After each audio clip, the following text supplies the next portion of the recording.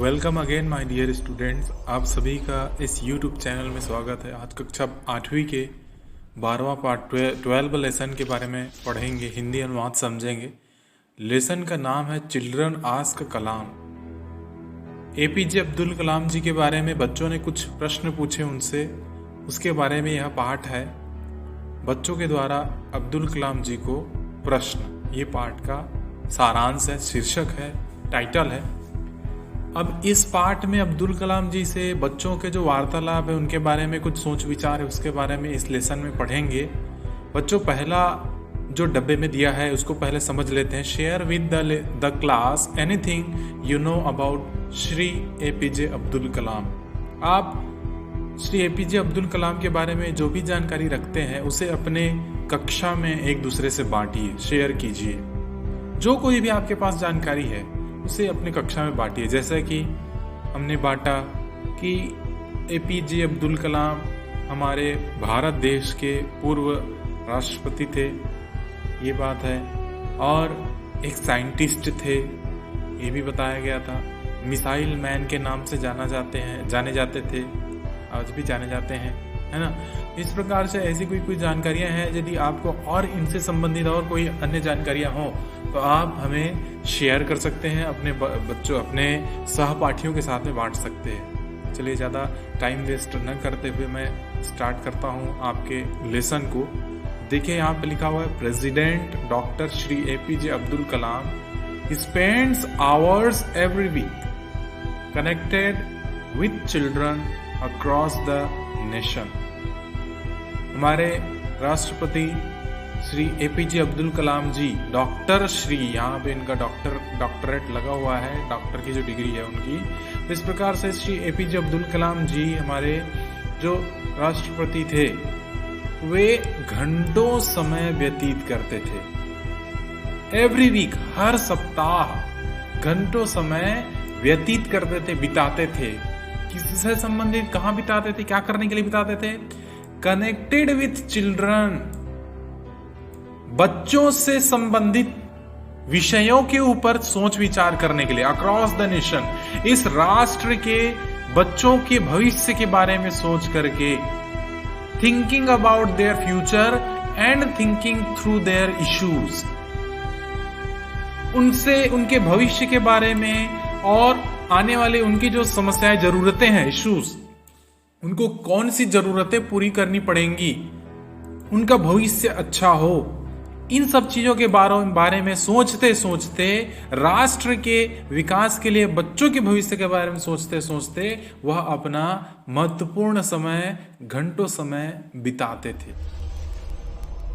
केवल बच्चों के बारे में, बच्चों के भविष्य के बारे में और बच्चों के जरूरतों के बारे में सोचते सोचते वे अपना समय व्यतीत करते थे, सोचते थे। हर हफ्ता ऐसा होता था।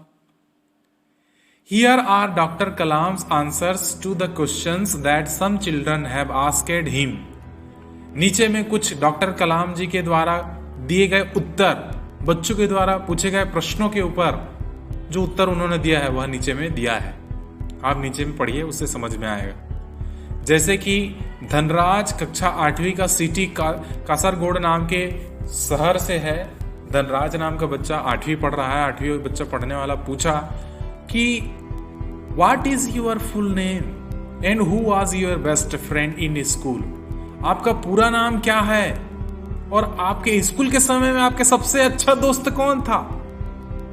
Who was your best friend in school, school में आपका सबसे बेस्ट फ्रेंड, सबसे अच्छा दोस्त कौन था? ऐसा करके उसने प्रश्न पूछा।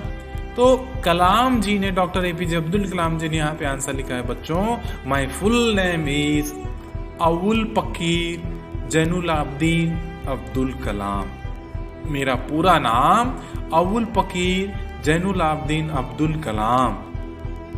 During my school days Pakshi Ramanath Shastri was my best friend. During के दौरान, स्कूल के समय, स्कूल के दौरान मेरा सबसे अच्छा मित्र, मेरा सबसे अच्छा दोस्त पक्षी रामनाथ शास्त्री था। समझ में आएगा ये प्रश्न? आपका पूरा नाम क्या है, आपका सबसे अच्छा दोस्त स्कूल के समय में कौन था? तो इनका पूरा नाम है अबुल फकीर जैनुल आबदीन अब्दुल कलाम, और उनका सबसे बेस्ट फ्रेंड, सबसे अच्छा दोस्त पक्षी रामनाथ शास्त्री, ये उनका मित्र था। तो धनराज ने प्रश्न पूछा था, ये क्वेश्चन का आंसर है, ध्यान रखेंगे। अबुल फकीर का ये जो उनका फुल नेम है वो खालिस्तान में भरने के लिए पहला प्रश्न आएगा। दूसरा प्रश्न बोला, जोशी भूमि ने स्टैंडर्ड 11 की है इस इंस्टीट्यूट कटक कन्या विनय मंदिर सिटी राजकोट से, ये कन्या विनय मंदिर कटक कन्या विनय मंदिर से ये बच्ची है, वो 11वीं पढ़ती है, जोशी भूमि। उन्होंने प्रश्न पूछा, how far is the favour of Fortune necessary? How far is the favour of Fortune necessary? देखिए, हाउ फार कितनी दूर, कितने समय तक, इज द फेवर, फेवर मतलब होता है अपनी तरफ, अपने पक्ष में। अरे भैया मेरे फेवर में रहना ना, वोट चल रहा है तो तुम किसके फेवर में हो? फेवर मतलब अपने पक्ष में। ऑफ फॉर्च्यून, फॉर्च्यून मतलब होता है भाग्य, किस्मत बोलते हैं ना, किस्मत मेरे भाग्य में नहीं था तो ऐसा हो गया।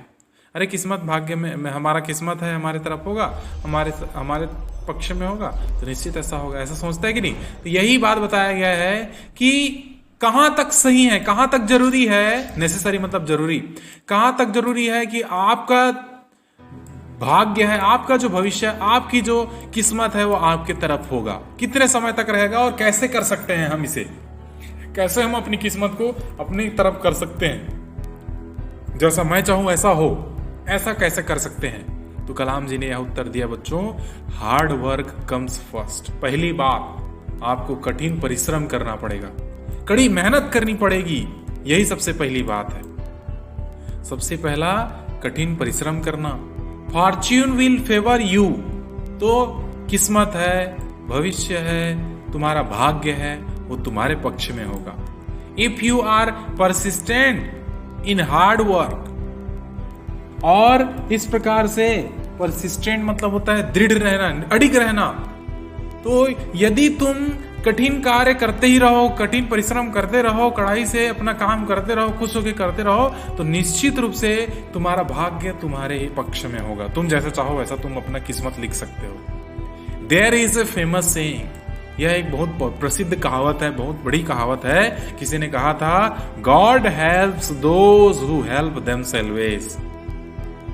भगवान उन्हीं की मदद करता है, उन्हीं की सहायता करता है जो स्वयं की सहायता करना जानता है, जो स्वयं की सहायता करता है।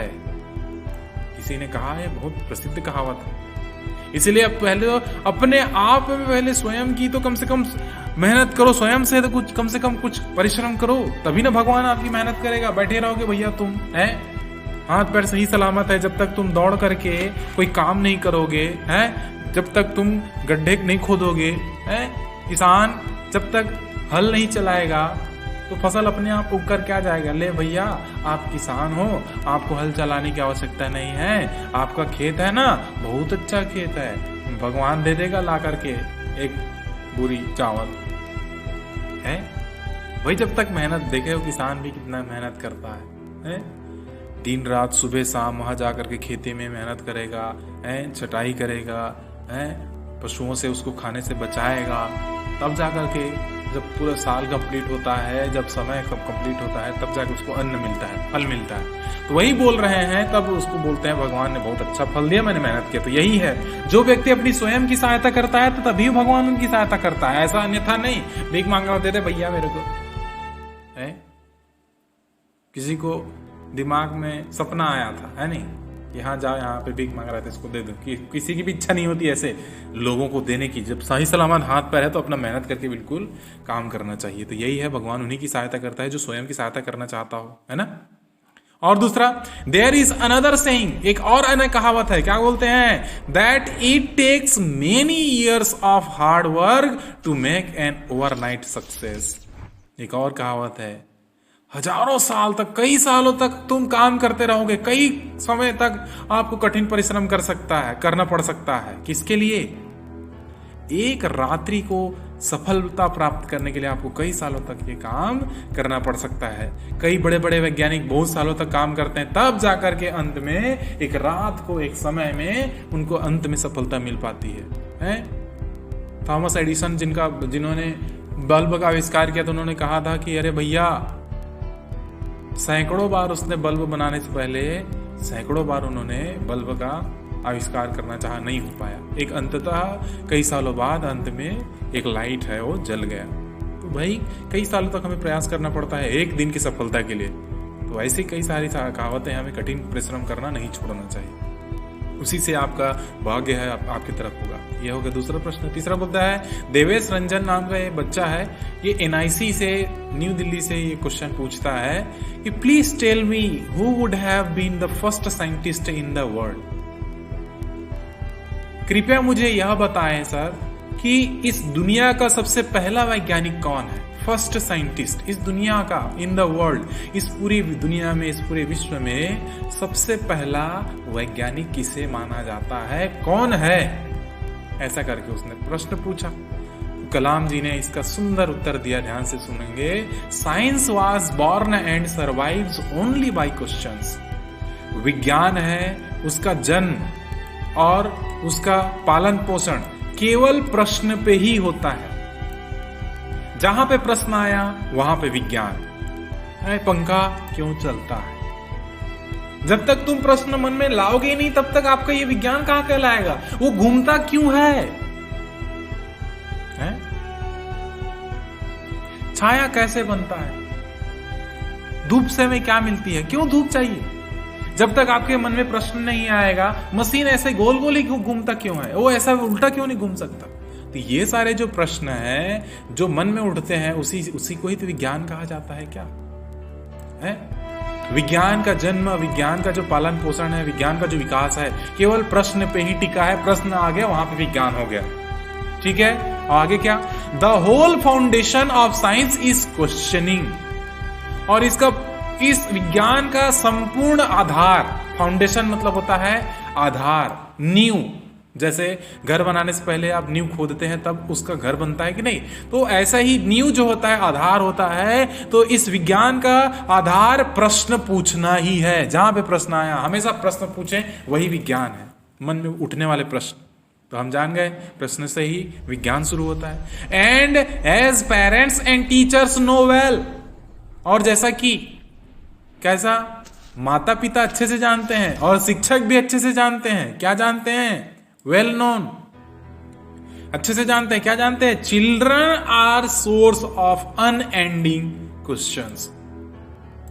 और बच्चे और शिक्षक अच्छे से माता पिता और शिक्षक अच्छे से जानते हैं, बच्चे हैं, उनके मन में हमेशा कभी ना खत्म होने वाली, अनएंडिंग, कभी समाप्त न होने वाले प्रश्न उनके दिमाग में हमेशा चलते रहते हैं। ये एक कभी खत्म ना होने वाले प्रश्नों का स्रोत होते हैं। इस कारण hence child is the first scientist. इसलिए हम कह सकते हैं दुनिया का पहला वैज्ञानिक बच्चा है, छोटा सा बच्चा होता है।